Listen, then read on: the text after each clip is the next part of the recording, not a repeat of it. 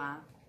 Hoje eu trago para vocês um livro que eu revisitei essa semana e que me emocionou muito porque é um livro que fez parte da minha infância e me despertou um amor pelo teatro, mais do que eu já tinha. Na verdade eu nem sabia que eu tinha amor pelo teatro, eu gostava muito de atuar, né?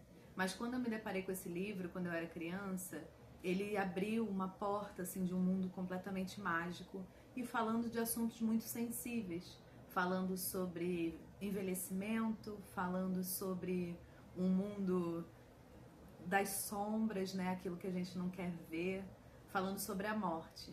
Mas tudo isso com um pano de fundo de uma menina que envelheceu, mas que viveu no teatro. E o nome dela é Ofélia. E aí eu trago para vocês o livro O Teatro de Sombras, de Ofélia. Além de ter uma história absolutamente linda, que é muito importante que as crianças tenham contato, ele não é um livro infantil comum. Ele não é muito colorido, mas ele é profundamente belo. Ele traz umas ilustrações incríveis. O autor desse livro, o Michael Ende, ele é o autor da História Sem Fim.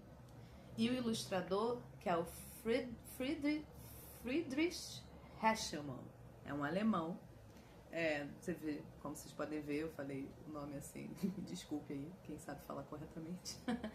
Mas, e ele também tem um trabalho muito para cinema, mas a coisa que ele mais gosta é ilustrar livros infantis. Então, esse livro, ele é muito diferente. Ele é um livro que traz uma beleza, mas é uma beleza que não é aquela beleza colorida, né? E ele vai trabalhar pensando no teatro de sombras. Então, é muito importante que a criança também saiba se deparar com o medo, com o indizível, né? A criança, ela é muito sensível para esse outro mundo. Então, o livro, ele conta a história da Ofélia, que trabalhou durante anos no teatro, mas não como atriz, como a pessoa que ficava dando as deixas para os atores no palco, porque a sua voz era muito fraquinha, mas é uma senhorinha que viveu nos palcos a vida inteira. E ela, quando o teatro fecha, por conta da televisão e do carro, que agora as pessoas vão assistir as peças dos atores famosos, ela se vê sozinha. E ela começa a encontrar sombras no caminho. Essas sombras viram amigas delas e pedem para que elas acompanhem. Então, olha que lindo esses desenhos. É muito mágico, sabe? Muito mágico, é muito encantador. E bom, não vou falar o final do livro, acho que vale a pena ler. É um livro lindo. Quando eu lia, quando eu era criança, eu achava muito mágico, assim. Eu entrava nesse lugar, olha ela aqui dormindo no mar.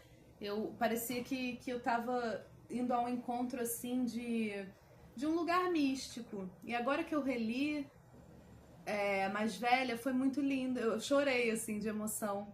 Porque fala da nossa trajetória, dos encontros, das amizades com as nossas sombras e da própria morte que um dia vai nos encontrar de uma forma muito, muito linda.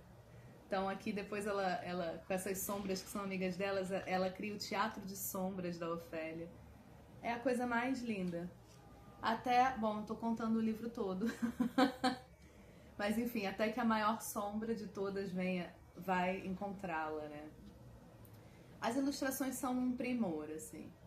Eu acho que é um excelente livro para quem quer trazer uma coisa diferente e conseguir falar, principalmente assim, se você tem uma avó que morreu há pouco tempo, que você quer falar sobre isso com a criança, que você não quer ignorar, fingir que não aconteceu. É muito difícil para a criança lidar com os sentimentos dela em relação à morte, ao medo, à velhice, entender isso sozinha. E muitos adultos não querem falar sobre isso porque é doloroso para eles também. Então esse livro é um livro que, além de ser muito, muito belo, né?